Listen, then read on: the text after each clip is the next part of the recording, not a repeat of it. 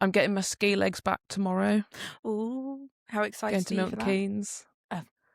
I am excited, although, I mentioned I was doing my running challenge. 31 miles in 31 days. Yeah. Well, thankfully, I've completed it already. Woo! But I think I overdid it. Oh. So I've twinged my knee, Martin. So I'll join you in the pit of injuries. You want my crutches, is what you're saying. Yeah, please. I feel like I need them.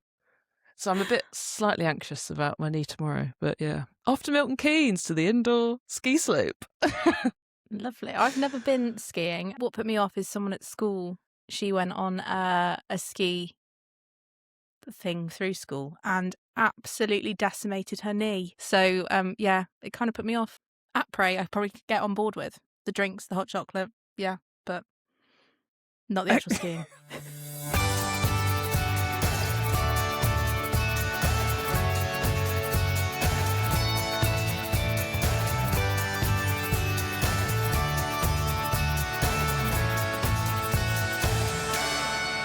Hi, I'm Charlotte Fox-Rees. I'm Hannah Clark, and welcome to the Ag Show. In this week's episode, we'll be hearing about how we can learn from how farming is done abroad. That's right. To kick things off, we're joined by Berkshire Farm Girl Eleanor Gilbert, who spent the majority of last year harvesting an epic 130,000 acres across the Great Plains of the United States. We would travel 4 hours in the combine to our next field with the headers, 45-foot headers on, and it would be nothing. If you came to a car, well, you just tilted the header to a side, let the car drive under, and you all carried on. Not to be outdone, Hattie McFadzean, an AHDB-sponsored Nuffield Scholar, visited the likes of the US, Mexico, Ireland, India and Brazil to complete her studies, looking at how dairy farmers around the world are adapting to climate change. I wanted to look at as many climate adaptation practices as possible. So how do we stop our cows getting so hot? How do we ensure water security? How do we protect ourselves from floods, etc.? A reminder, new episodes of the Ag Show drop every Wednesday at midday, available wherever you get your podcasts. With audio and video versions for every show, just subscribe to make sure you don't miss an episode. And please reach out to us. We'd love to hear from you as always. Please comment on any of our social posts or email agshow@hdb.org.uk. Charlotte, it's cow time. What have you been finding in the news recently that's caught your eye? Wow, Hannah, Martin, do you know what time of year we're almost at? Because it's almost time for me to get excited about another seasonal event. And all importantly, it's not Christmas. Because, and I hope you are taking notes, Martin, it is nearly Valentine's Day. And that does mean that supermarkets are already limbering up for one of the biggest dine-in showdowns of the year. And the grocer's latest range preview shows retailers are going big on indulgence. And despite price pressures, beef is still keeping its reputation and association with this romantic holiday. So most supermarkets are offering between 2 and 4 beef options within their meal deal ranges. So that's when you get a main, a side or two, some drinks and a dessert for a set price. But what we are seeing is actually Waitrose particularly is going all in and really getting behind beef. So they've got 6 different beef dishes to tempt shoppers at home. But it's not all about steaks and beef pies and Wellingtons, although these are really looking quite dominant between these dine-in menus. Marry Me Chicken, salmon en croûte and duck legs are also seeming to be popular. Ever heard of Marry Me Chicken before? I have, but I've no idea what it is, actually. It's a creamy, cheesy, tomatoey, chickeny dish. I mean, it sounds quite nice, but for me, I think Valentine's is all about beef and particularly steaks. But what we do see as well is that these dine-in deals are probably quite likely to be a bit of a battleground. So trying to capture that stay-at-home Valentine's spend. So it's trying to offer those shoppers a restaurant-style experience, but not having that restaurant price tag. And consumers are looking for ways that they can trade up for this occasion. Retailers are really trying to see that, premium proteins, so like beef, could be that hero for the night. So whether it's going to be a steak that you choose to celebrate with, Martin, when you are taking Mrs. Martin out for a romantic meal. Mrs. Martin is having a cheese sandwich this Valentine's Day. Oh, who said that romance is dead? She's going to be on a plane at the time. Oh, okay. So she might not mind it so much then. But supermarkets are sort of betting big on beef to win this Valentine's Day. So hopefully some really welcome news for the industry. Hannah, what have you been up to and what have you been reading? Well, I wanted to take the opportunity of the news section to flag our Ag Greek Market Outlook that we produce twice a year. But we're working through our sector forecasts at the moment. So our outlooks are all available online and they go into detail on our expectations for the market for the coming year and beyond. So what we think is going to happen with production levels, with trade, with consumer demand. So obviously Valentine's Day plays a key part there for occasions and things like that. And we produce an outlook for all the sectors we cover. And we started last week with the dairy outlook. Susie Stannard, our lead analyst for dairy, takes us through the highlights. Dairy markets have had a rough ride, but we may finally be seeing signs of a floor. In early 2026, we're starting to see wholesale prices for skim milk powder and cheese starting to lift. But fats still under real pressure because there's still far too much milk in the system. That's why farm gate prices are likely to stay under pressure until at least mid-2026. Slowing down production is vital for recovery. But there is positive news. Retail cheese demand is forecast to grow by 3%, and yoghurt is forecast to grow by 7%, driven by health, protein, and affordable indulgence. GB milk production is forecast to stabilise this year, with only marginal growth. That's great, but spring processing capacity will still be tight, keeping a lid on prices until well into 2026. Although things are tough right now, the outlook is bright for British dairy. Demand for affordable, nutritious, sustainable, delicious dairy is strong, both here and abroad. That was Susie Stannard, and we'll have more highlights like that in the Ag Show over the coming weeks as we release more of our sector forecasts. We're really pleased to be joined now by Eleanor or Ellie Gilbert, who you may know as Berkshire Farm Girl on social media. Ellie, welcome to the Ag Show. We're so pleased to have you. Could you start by telling us a bit about what you get up to on farm? Of course. Thank you very much for having me. I really appreciate it, and what a great podcast you have. I've just turned 24 and I'm not originally from a farming background, but I've now grown up since the age of about 16 on my stepfather's arable farm just here in Newbury, Berkshire. And I understand you recently got back from quite a big trip away in the States. Could you tell us a little bit more about that? Yes, so I've just been completing something called the 2,000-mile harvest. So where we start at the bottom of America at Texas and work all the way up to North Dakota. When I was at university at Harper Adams studying, during my placement year, I wanted to visit the States and do my work experience out there. But unfortunately, due to COVID, we were advised by the university to stay back in the UK. So that all went sideways. And since then, I had been talking to a lot of older farmers who said the one thing I regretted in life was not doing the 2,000-mile harvest in America, because they'd all seen the documentary that the BBC made called The Yellow Trail from Texas, the 2,000-mile harvest, and they all wished they did it. And I thought, you know what? I'm just going to go for it. It's probably going to be the toughest thing I've ever done, and it was. But I didn't want to regret not doing it. So I was like, I'm going to go for it after I graduated from university. Definitely. We've spoken about working abroad before and just how rewarding that experience is. You know, you get so much out of it, and it's scary when you first do it. But it's such a fantastic experience. How long were you out there for, Ellie? So I flew over in April. And I was out there for 8 months, but I lived on the road. So I lived in a camper for 6 months. I was with Paplo's Trucking and Harvesting. They're one of the only crews that take females out there. And I think I'm one of maybe 2 or 3 from the UK that's ever done it. So we started in Iowa on the Minnesota border, right in the middle of America. And we headed down to Texas, and I traveled through 8 US states. Wow. Spent 6 months on the road. I put over 1,000 hours on a combine. Well, I actually had 2 because we had put so many hours on the first one, I had to swap to another one. I hauled a combine on the back of a truck, just under 4,000 miles, and in total with our 10 combines, we harvested about 130,000 acres. So it was challenging, it was tough, and also some extreme weathers that I would never ever imagine even existed until I went Yeah. out there. It's nothing like we get here in the UK. Yeah, I mean, we've been watching some of your YouTubes, and I think we've got a clip of some of that extreme weather that you experienced. Look at that storm brewing.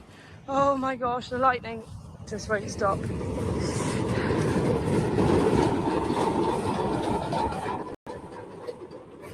Also, I just want to put it out there, it wasn't Izzy that was getting stuck, by the way, in the mud.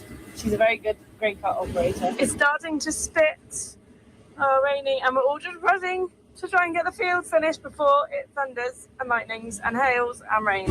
The lightning's going well in front now. I don't know if you can see it on the video. There it goes. Jeez. Oh, it's starting to get stormy. Starting to get stormy.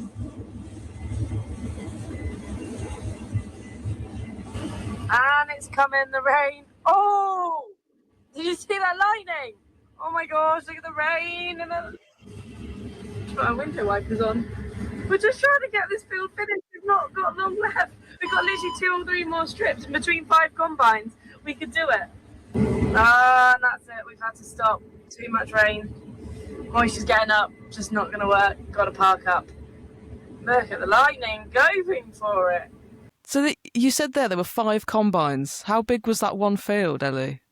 Oh, I don't know how exactly big that field was, but when we got to Montana, which was absolutely beautiful, we were combining in 1,000-acre fields.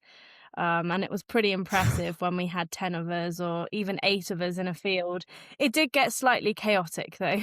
I bet that's a lot to manage. You're on the walkie-talkies quite a lot.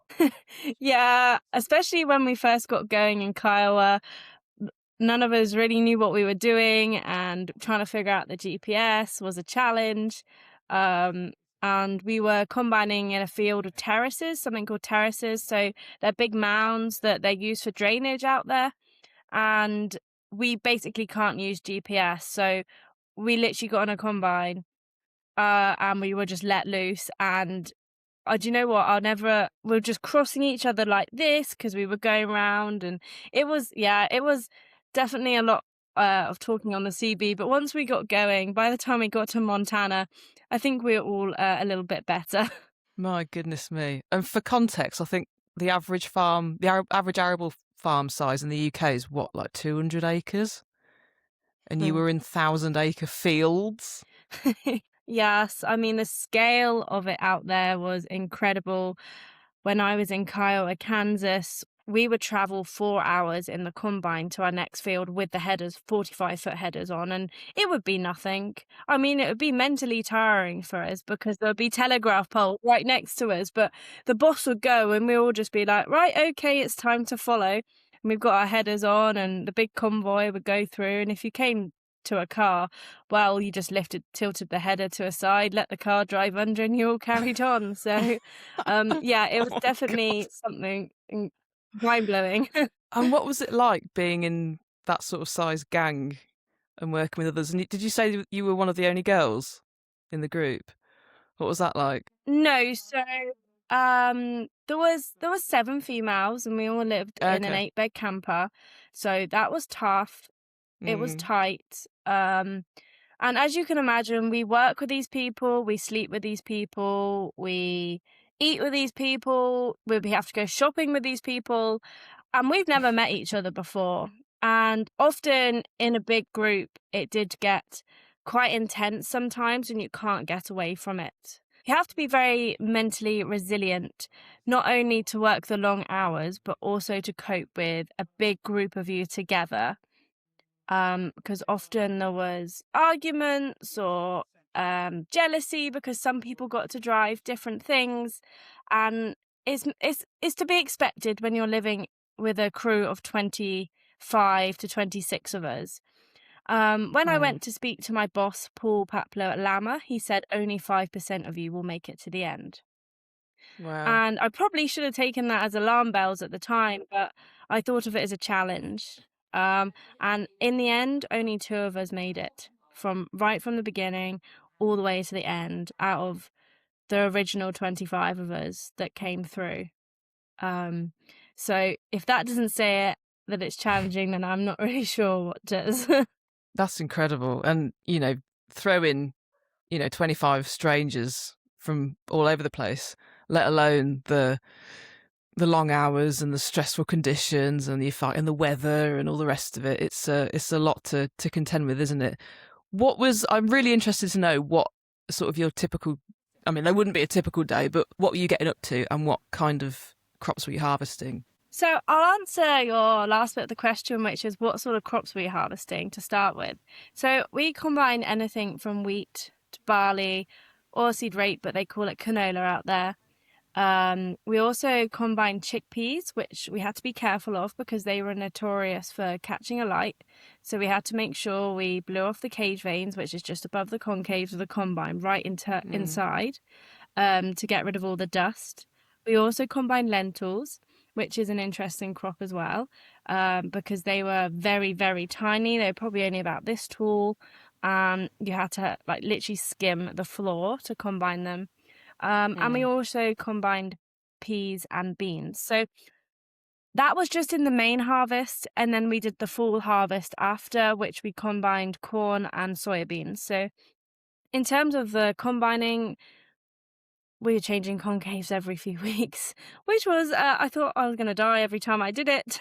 But yeah, it was interesting to see how many different crops we combined throughout the season. A typical work day, I would say we're in Montana, because that was probably our longest stop, which was a month. And you've got to remember that we're in the middle of nowhere. The closest supermarket's probably 2 hours away. And we can't just rely on going back to a yard at the end of the day because we're living on the road. So first thing, every single morning, we would take the fuel bowser to the local fuel station and fill it up so we could take it to the field to fill the combines up with fuel. The truck drivers would probably go and dump their load from the night before at the elevators or at the bins. And us combine drivers would start doing the maintenance on the combines, getting them all ready for the day, changing concaves if we need to. We would then probably combine for 15 hours if we could at least. And we'd have so many breakdowns.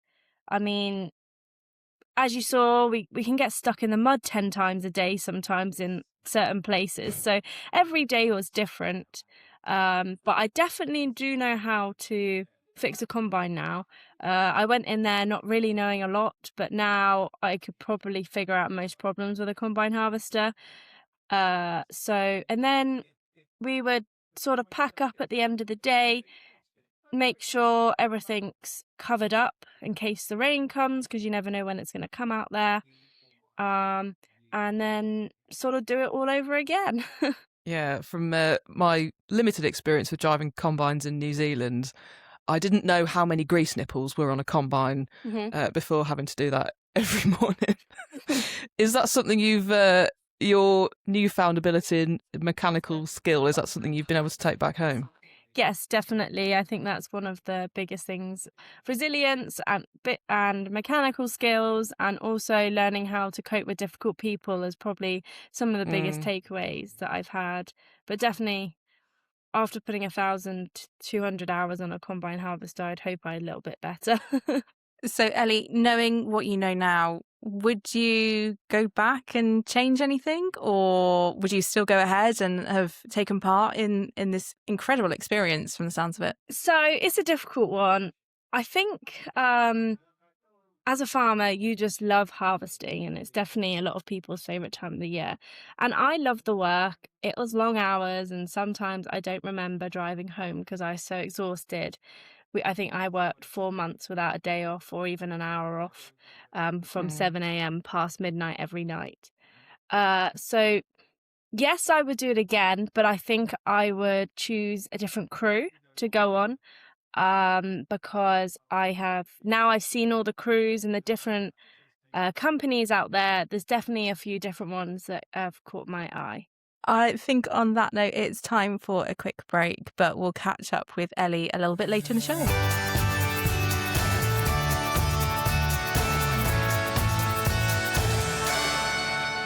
Now, continuing on the theme of working abroad, Charlotte and I recently caught up with Hattie McFadzean, an AHDB-sponsored Nuffield Scholar.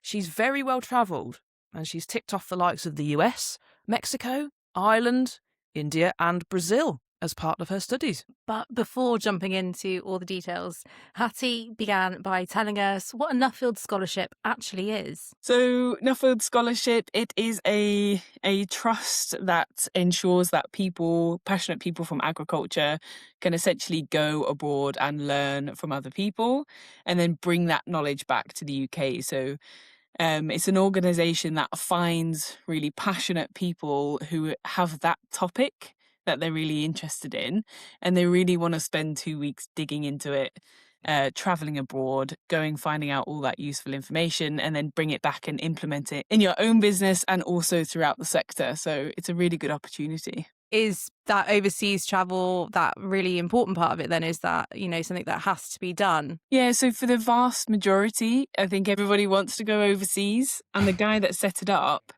William Morris, had his kind of Morris Minor car factory. He went over to see Henry Ford, learnt a bunch of really cool stuff and came back to the UK and actually revolutionised his car production business. So he very much had the thought process, how do I get other people doing this in the agricultural sector? So it's expected that you go abroad for about 8 weeks on average. Some people do like 3, 4, 5 months. Some people do a minimum of about 6 to 8 weeks. Going to a few countries to see what you can learn. So good opportunity for travel as well. I didn't realise Nuffield had its origins in the car sector. Correct. Yeah. So I did not know that. So he set up Nuffield on the agriculture side and also Nuffield Health. Hattie, how did you get into your Nuffield Scholarship? What made you go for it? I actually never thought that I would do one. Probably because I thought it was just for farmers, and I wasn't, I worked in the agriculture sector. My granddads were farmers, but I wasn't living, breathing on the farm. Yeah. So it was because I was chewing the ear off of a colleague so much about climate resilience that he was kind of a bit fed up and said, Hattie, would you just please go do a Nuffield? Like, it would give you an opportunity to spend 2 years really digging into this topic so that you don't have to natter at me essentially all the time about it. So he'd done one as well. So he put the idea in my head and said, you don't have to be a farmer. Yes, the vast majority are farmers, which is fantastic, but other people can do it too if you're linked to the agricultural sector. So I thought, yeah, let's give it a go. So I applied and grateful that I got the opportunity. For your abroad parts, where did you end up going and how long for? So I did travel for 8 weeks in total. When you get given your award, you get given it in about November. And then in February, all global Nuffielders meet together. So a host country has the conference. And thankfully, in my year, the conference was held in Brazil. Oh, amazing. Whereas the year before, I think it was held in Norfolk. So I was really lucky to kind of be on the Norfolk. I was very lucky to be on the Brazil cohort. This year's is in Japan. Next year's is in Zimbabwe. So so I started with Brazil, which was great. Spent about a week there. And then I came back, I kind of assessed my options and I ended up going to the US, Mexico, India and Ireland because I wanted to see different climates. I wanted to see different stages of dairying. So some had quite innovative emerging markets like India, and the US obviously has got their kind of massive, quite infrastructure heavy dairy parlours, etc. So it was a mixture of climates and dairy markets, which was good. I think the climates was really tricky. There's a day of 50 degrees heat in northern Mexico, Wow. which never mind the cows, I was really suffering from heat stress that day. So my background's in climate science. I did a master's in climate science development and policy, and there was so much talk about what's going to happen to our weather systems. And coming from an agricultural family, I was a little bit shocked that nobody was talking about our food production. How are we going to actually produce food under these more extreme climate conditions? After uni, I went and I worked with farmers in Burma actually for 3 years who are experiencing really rapid climate change. And then at the start of the pandemic, I came back to the UK, focused on getting my agricultural career in the UK now. And it was kind of like, nobody's talking about it over here. Like, we are going to experience climate change, but we're talking about sustainability and efficiency, but actually it's going to get a little bit harder and a little bit easier in some cases too, due to our changing weather. So I was trying to find space in the industry at Promar to see what can we do about climate resilience.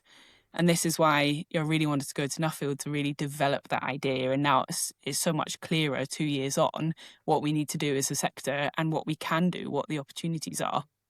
So you just said about obviously developing that idea. I think I'm one of those that I'd come up with an idea, but actually the more I start looking into it, the more that idea evolves and then perhaps changes. Is that something that you're able to do? Yeah, so I think when I first set out on the Nuffield, I wanted to look at as many climate adaptation practices as possible. So how do we stop our cows getting so hot? How do we ensure water security? How do we protect ourselves from floods, etc.? And I spoke to a lot of farmers who were doing a lot of things, and it very rapidly occurred to me that it became less about what should we do, because actually the number of adaptation practices that we have are infinite. There are loads, and I very quickly learned this. Then the kind of topic became, how do we do that? So how do we actually inspire people to start integrating adaptation practices into our farm management now? Because it's quite a scary topic, actually, if we talk about weather systems changing. And actually, we need to approach it in a way that takes the fear out of the topic completely and also motivates people to look into it by looking at the financials of it too. Like, how much is weather variability going to cost us in the future as a farming sector in 20, 30, 40 years in comparison to now? So it's interesting you say about the kind of ideas developing. It gives you that 2-year period to almost think of nothing else. And it allows you the flexibility and freedom for that, like, ideas to undulate and develop over time. So it's not too rigid, is what you're saying. You kind of have to have your basis. That's what you've obviously been given that money for, but see where it takes you. You have to have that topic, and AHDB sponsored me because you guys are very interested in climate resilience of that topic. How then I travelled, who I spoke to, and the kind of conclusions that came out of that, and how I presented those conclusions are all things that you pick up along the way, and you start to build a really good idea around. You just touched on something there. The bit when I was sort of reading into what you have to do as a Nuffield Scholar that made me feel a little bit like, oh, a 40-page report and a presentation? How was it having to put 2 years into just 40 pages and 12 minutes? So you know what, the word limit's actually gone down to 5,000 words. So it used to be 10,000, and then they thought, a few people are going to read all those 10,000 words, but really we need to get better at disseminating that information. So it cut down to a 5,000-page report, which a 5,000-word report, which I definitely went over. And then a 12-minute presentation. And you're right, the 12-minute presentation is quite daunting. It's quite structured. So it's essentially like, what's the problem? What did I do for 2 years? And then what are your conclusions? Let's hit the ground running. And actually, there's a bit of beauty in having a presentation that short, because it engages people and it kind of teases people the answers. And then people come up to you and say, right, I'm interested. What are we doing? What are we doing about this issue? So it was very, very daunting to have a 12-minute presentation after 2 years of research, but it forces you to really pick out your key messages and the impact of that. I suppose the beauty with it as well, though, is you've got that huge document behind it as well that, yeah, you can just be giving those sort of top key findings, can't you? Because actually everything else is going to be in that written report too. Yeah, exactly. And I know that Nuffield are doing a series of initiatives that actually you have those big reports, but actually you now have a shorter, almost like executive summary that's more like infographics based for people that learn it in a different way as well. So now you have a verbal presentation, you have a short kind of visual summary, and then you have a longer report based on your learning type, essentially. So they're definitely trying to disseminate that information more and more. Have you got any top tips for anyone that's listening and thinking, oh, Nuffield Scholarship, that sounds like something interesting or something I might be considering doing? Yeah, definitely top tips. Display your passion. I think Nuffield is about passionate people doing really cool things, so display that passion. Make sure you love your topic, because if you don't, it will get dull after 2 years. There's not many Nuffield scholars that say, I don't know about my topic anymore. That's because we have to demonstrate we really love it and we're ready to spend all that time developing into it. And honestly, just chuck yourself into it. Chuck yourself into the application, see what it asks, and then you'll get to the next stage, see what that stage looks like. If you fall down, try again the next year, because it's a really rewarding journey, if I'm honest. So I want farmers to apply, but also people just in the agricultural industry in general, whether that's even in communications in agriculture or whatever. If it's linked to agriculture, you can apply, and Nuffield's for you. We'll hear more from Hattie next week, where she'll explain what she found out on her studies, which were given the full title of Enhancing the Resilience of the UK Dairy Sector. How do we practically adapt to increasingly volatile weather conditions? Anyone interested in applying for a scholarship themselves should go to nuffieldscholar.org. The closing date for applications is 31st of July. Right, we'll be back in conversation with Berkshire Farm Girl Eleanor in a mo.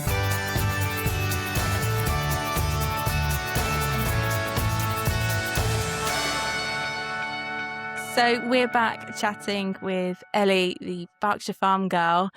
Ellie, you've been back for a little while now. What have you been up to since coming back from the States? Charity Christmas tractor run. I've been organising it whilst I was out in the US, but I arrived home. Jet lag was a little bit difficult, but we raised over £14,000 for Newbury Cancer Care with our tractor run, a charity that was close to the whole community here, and also to my family too, because my mum was poorly when me and my sister were younger. So it was my way of giving back to them. And I've also been just catching up on everything that's been happening on my pumpkin patch, which I run, and maze whilst I was away. I was doing it again whilst I was in America, and had some amazing people at home to run it for me this year. And then I'm hoping to run it again now I'm home. So catching up on all of that stuff. And I've also, in the last few days, been slurry tanking and hedge cutting on the farm here. Keeping very busy then, is what it sounds like. It doesn't sound like you've had any break. A few days over Christmas, maybe. And you're quite the local celebrity, both locally and online. So is that part of something that you end up wanting to be doing when you're out and about, really being that ambassador for farming and for young farmers? Yes, definitely. I mean, it was all started up originally to bridge that knowledge gap between the general public and farmers, to show people where their food comes from, that it's not just from the supermarket. And also to encourage young people to get into farming, because it's such a great environment to be in, and so many skills can be learned within this sector. One of the reasons I documented it online whilst I was in America is to show people that maybe they thought, if I can do it, then they can do it too. And I don't think many people, I think I was one of the first people to document it out in America. So it's definitely something I'd like to carry on with.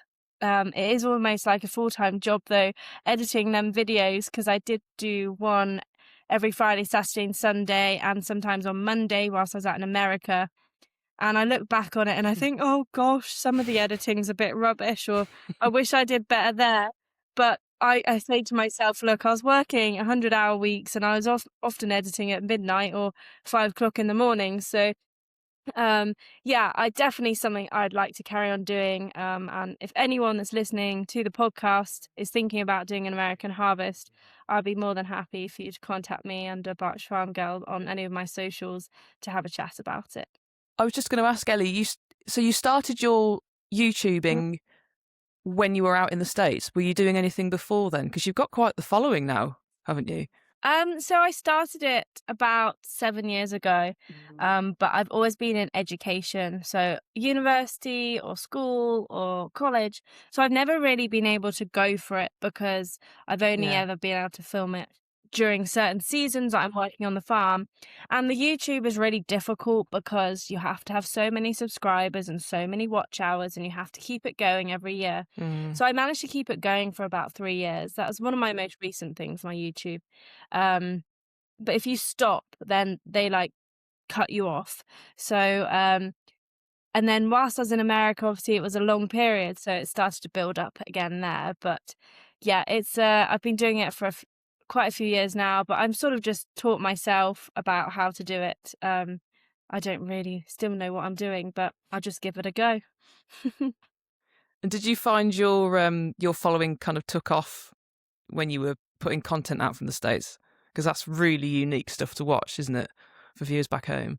Yes, I think so. When I was out in the States, everyone loved the big trucks and the scale and just the story of each week of what's going on. So I had a lot of opportunities from my social media before, which I would never have had at such a young age. But definitely now I'm back from the States, the following's gone up, definitely for that. So Ellie, you've done so much over the past year. What's next? What have you got planned for 2026? Oh, well, I'm hoping to have a look potentially at joining an Australian harvest. I thought, do you know what? I've done the American harvest. A few months in Australia would be great. I'd also carry on with my YouTube and social media, and hopefully building my pumpkin patch and maze here in Newbury, Berkshire a bit more whilst I'm home and have a little bit of time. Just more harvest. We love it. We've been all over the world this episode, haven't we, Charlotte? I'm no tired. stamps on my passport.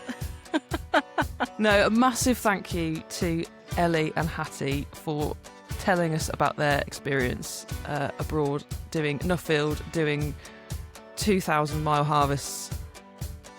Incredible stories. And I think that's probably all we've got time for this week. So do reach out on any of our socials or on our email, so agshow@ahdb.org.uk, if you have any questions, if you've got anything you think would be interesting for us to feature, or if you want to leave us a review. We do love to hear from you, so do reach out. And we will see you when our next episode drops, Wednesdays midday.